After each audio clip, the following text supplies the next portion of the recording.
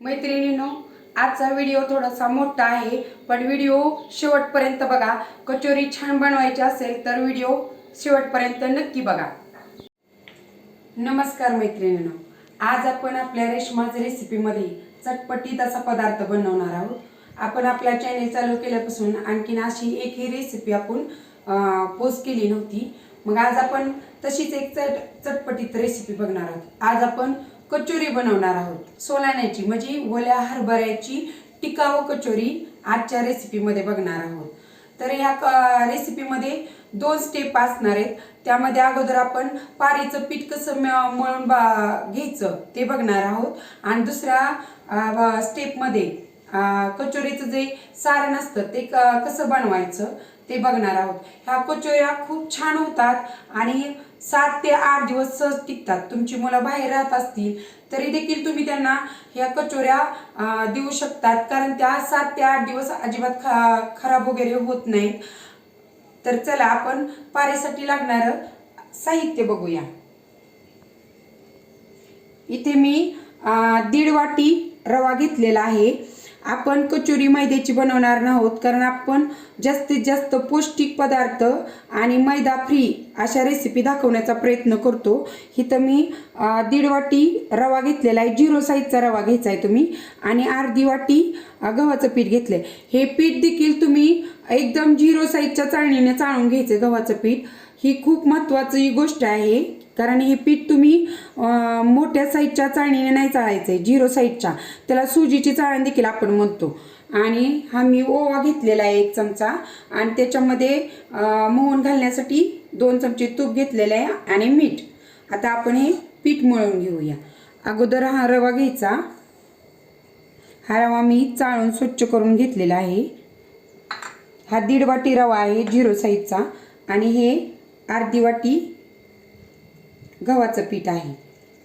आता याच्यामध्ये आपण थोडंसं चवीनुसार मीठ घालणार आहोत, आणि हा ओवा थोडासा हातावरती रब करून असा घालायचा,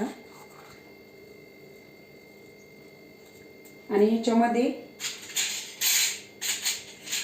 हे तूप जे आहे ते आपण 2 चमचे तूप घालणार आहोत। तुपाऐवजी तुम्ही तेलाचा वापर करू शकता, पण मुलं असंही तूप खात नाहीत, त्यामुळं असं तूप वापरलं म्हणजे त्यांच्या पोटातही जातं, आणि काय होतं, तुपाने कचोरी जास्त खुसखुशीत बनते तेलापेक्षा देखील। कारण जी आपण स्वीट होममध्ये वगैरे जी कचोरी मिळते त्याच्यामध्ये देखील त्या हलवाई काय करतात, डालडा वगैरे वापरतात। तर तुम्ही तूप असेल तर तूप वापरलेलं चांगलंच, नसेल तर तुम्ही तेल गरम करून वापरायचे। मात्र हे तूप काय गरम करायची गरज नाही। हे आता आपण तूप सगळ्या पिठाला लावून घ्यायचं आहे, असं सगळ्या पिठाला व्यवस्थित लावून घ्यायचं। हे बघा, हे आता मी तूप सगळ्या पिठाला लावून घेतलेलं आहे। हे बघा, त्याचा असा मुटका होतोय, असं हे झालं पाहिजे। आणि आता हे आपण मळून घेणार आहोत, थोडं थोडं पाणी घालून हे आपण मळून घ्यायचं।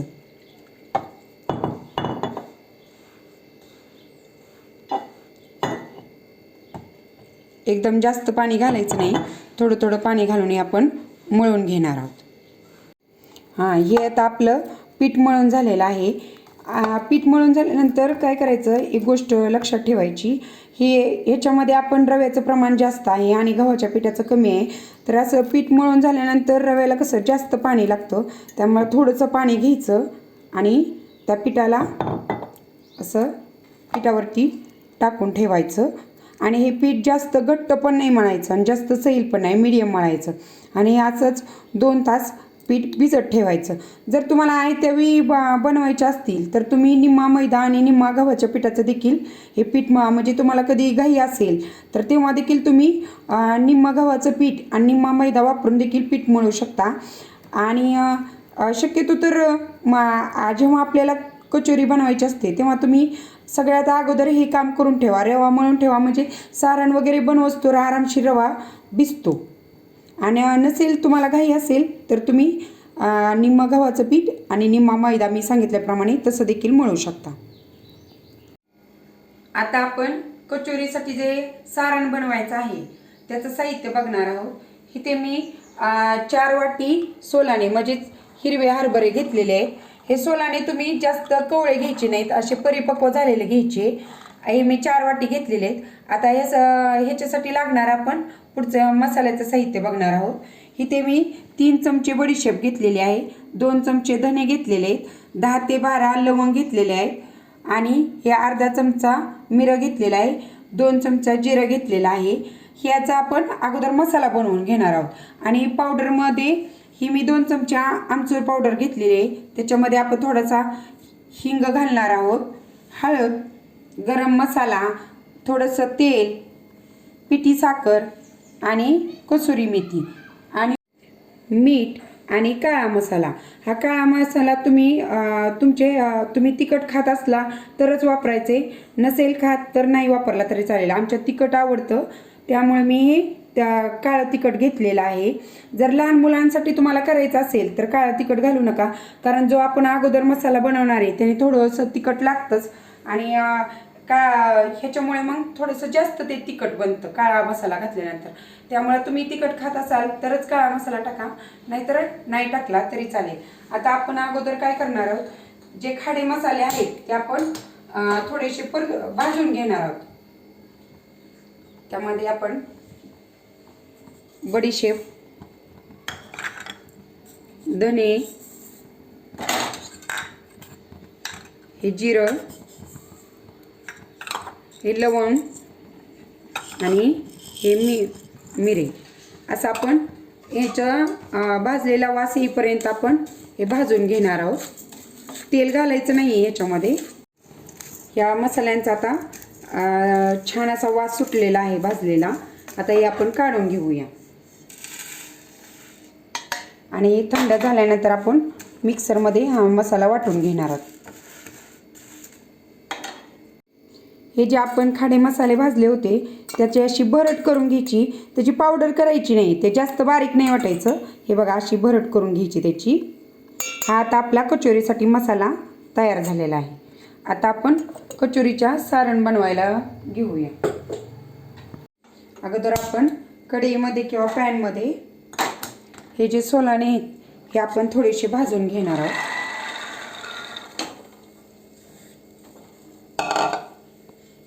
हे आपण सोलाने थोडेसे भाजून घ्यायचे. असे मी हे सोलाने 5 ते 7 मिनिटं असे भाजून घेतलेले आहेत. इथे देखील मी तेलाचा वापर केलेला नाही. हे सोलाने आपण भाजून का घ्यायचे, कारण ह्याचा ओलसरपणा कमी होतो भाजल्यामुळं. त्यामुळे आपण हे 5 ते 7 मिनिटं असे भाजून घ्यायचे. आता हे आपण काढून घेऊया आणि थंड होऊन द्यायचे.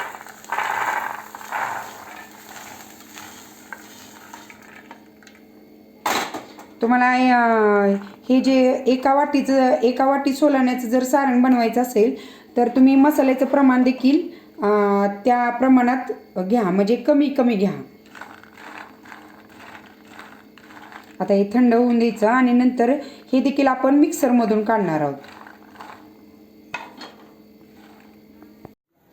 हे बघा, ते मी भाजलेले सोलाणे असे मिक्सरमध्ये वाटून घेतलेले. हे जास्त बारीक पण वाटलं नाही आणि जास्त मोठं पण आहे, असं मीडियम वाटून घ्यायचं.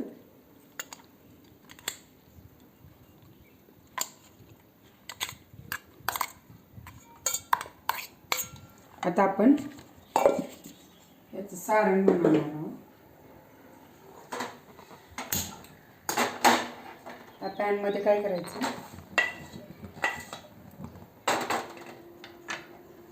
थोडंसं तेल घालायचं अगोदर. जास्त तेल नाही घालायचं, 2 ते 3 चमचे तेल घालायचं. आणि माझं जास्त प्रमाणात आहे, तुमचं एका वाटीचं असेल तर 1 चमचा तेल खूप पुरेसं होतं त्याला. त्याच्यामध्ये अगोदर हिंग घालायचा. मी 2 चिमूट हिंग घातलेला आहे.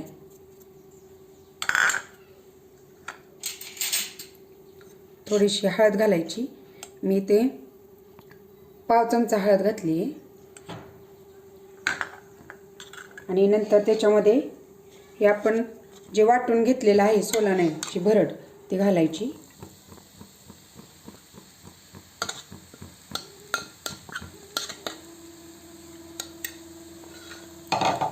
याच्यावरती आपण थोडंसं मीठ घालायचं.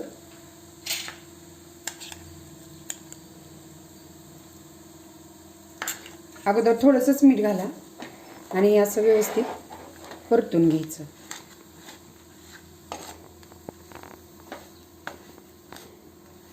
हे चांगलं कोरडं होईपर्यंत हे आपण भरड परतून घेणार आहोत. मीडियम गॅस ठेवायचा. हे बघा, ही सोलाण्याची भरड मी 10 मिनटं मंद आचेवर परतून घेतली आहे. आणि ही बघा अशी किती कोरडी पडली आहे. त्याच्यातलं पाण्याचं प्रमाण कमी झालेलं आहे, कारण हे आपल्याला सारण टिकवायचं असतं. त्यामुळे चांगलं 10 मिनटं चांगलं व्यवस्थित परतून घ्यायचं. आता यात आपण बाकीचे मसाले घालणार आहोत. आपण जो कचोरीचा मसाला बनवून घेतला आहे तो घालणार आहोत. माझं मिश्रण जास्त असल्यामुळं मी साधारणतः 2 ते 3 चमचे मसाला घातलेला आहे कचोरीचा बनवलेला. आणि हा कचोरीचा मसाला तुम्ही मटारची कचोरी, कांद्याची कचोरी, बटाट्याची कचोरी बनवताना देखील हा मसाला तुम्ही वापरू शकता. इथं मी गरम मसाला घालते 2 चमचे. याच्यामध्ये आपण आमचूर पावडर घालणार आहोत. ही आमचूर पावडर आहे, ही मी 1.5 चमचा घातलेली आहे. थोडीशी कसुरी मेथी घालायची. कसुरी मेथी घालायची. 1 चमचा मी इथे पिठी साखर घालते.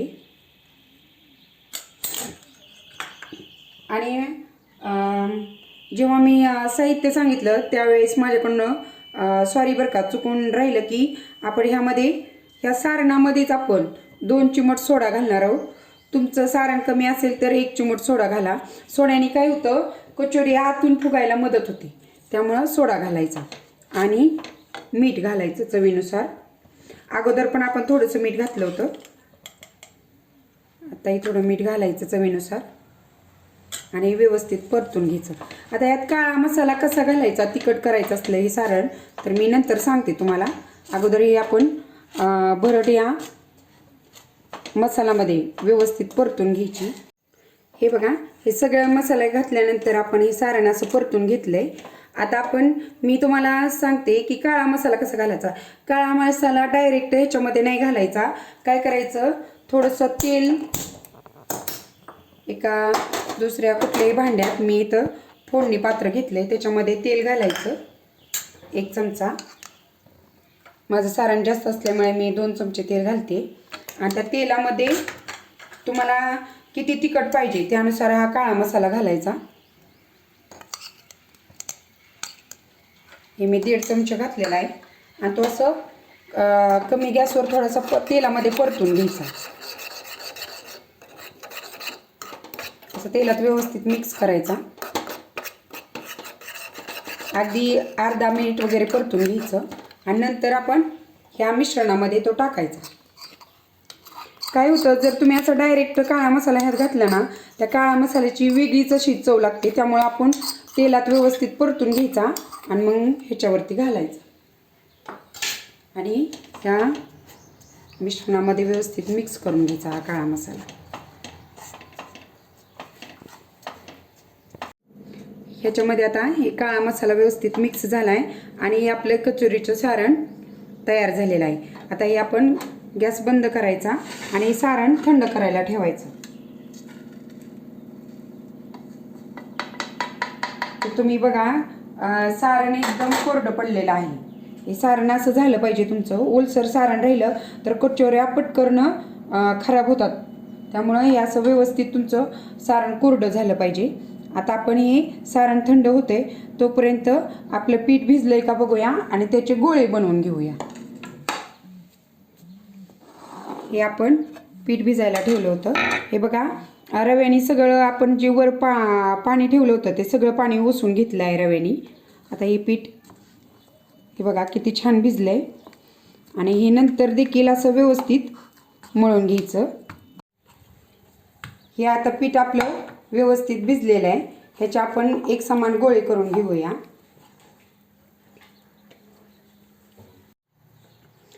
त्या पिठाची अशी लाटी ओळून घ्यायची आणि त्याचे एक समान भाग करायचे, म्हणजे आपल्या सगळ्या कचोऱ्या एक समान होतात. जास्त मोठ्या कचोऱ्या बनवायच्या नाहीत, छोट्या छोट्या बनवायच्या, म्हणजे लहान मुलांना देखील खाताना व्यवस्थित खाता येतात त्या. हे असं एक समान आपली लाटी कट करून घ्यायची, म्हणजे गोळे देखील एक समान होतात. असे आपण एक गोळे बनवून घ्यायचे. इथे मी कचोऱ्या तळण्यासाठी तेल गरम करायला ठेवलेलं आहे आणि जे आपण लाटीचे भाग करून घेतले आहेत त्याचे मी असे गोळे बनवून घेतले आहेत. आता आपण तेल गरम होते तोपर्यंत आपण कचोऱ्या बनवून घेऊया. ही असा गोळा घ्यायचा, त्याची अशी वाटी बनवायची. हे बघा, अशी वाटी बनवून घ्यायची आणि ह्याच्यामध्ये थोडंसं सारण घालायचं, कारण आपण कचोऱ्या छोट्या छोट्या बनवणार आहोत. त्याच्यामध्ये असं सारण घालायचं आणि असं बोटाच्या साहाय्याने व्यवस्थित त्याच्यामध्ये भरून स्टफ करून घ्यायचं, म्हणजे भरून घ्यायचं आणि त्याचं व्यवस्थित बंद करायचं आणि असं हाताने दाबून ही अशी कचोरी तयार करून घ्यायची. ही झाली आपली कचोरी बनवून. अशा सगळ्या आपण कचोऱ्या बनवून घेणार आहोत तेल गरम होईपर्यंत. हे बघा, अशी कचोरी बनवून घ्यायची तुम्ही.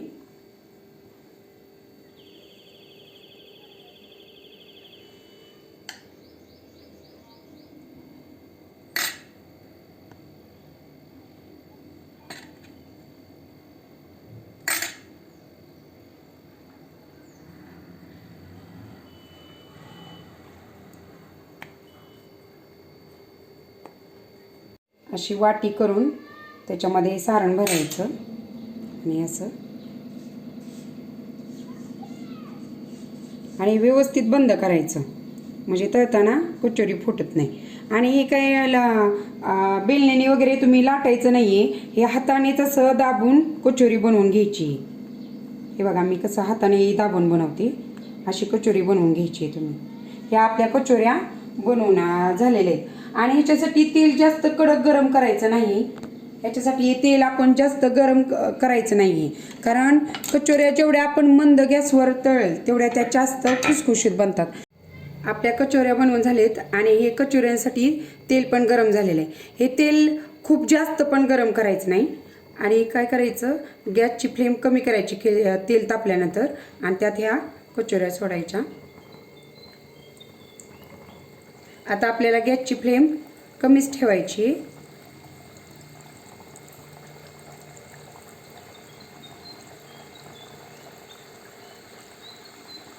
आणि तेलात टाकल्यानंतर आपण ह्याला लगेच हलवणार नाही.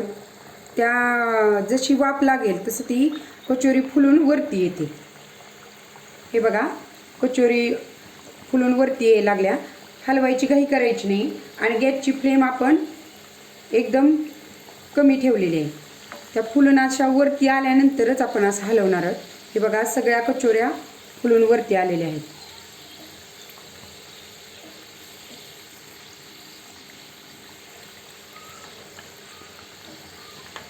आणि अशा ह्या कमी गॅसवरतीच आपण तळायचे, तरच त्या खुसखुशीत राहतात, नाहीतर मऊ पडतात. आपली गॅसची फ्लेम एकदम कमी ठेवायची.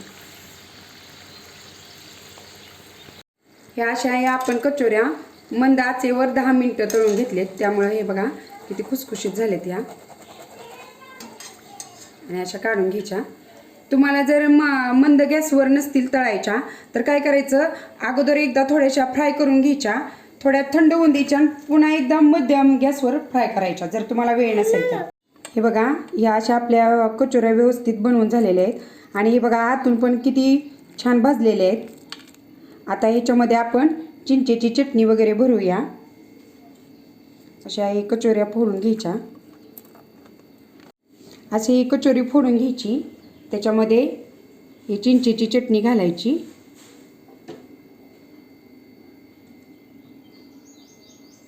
ही चिंचेची चटणी भरून घ्यायची त्याच्यामध्ये आणि त्याच्यावर शेव घालायची.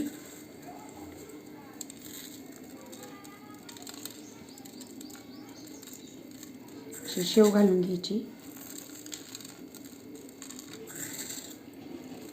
आणि सोबत ही तळलेली मिरची. अशा या आपल्या कचोऱ्या बनवून झालेल्या आहेत.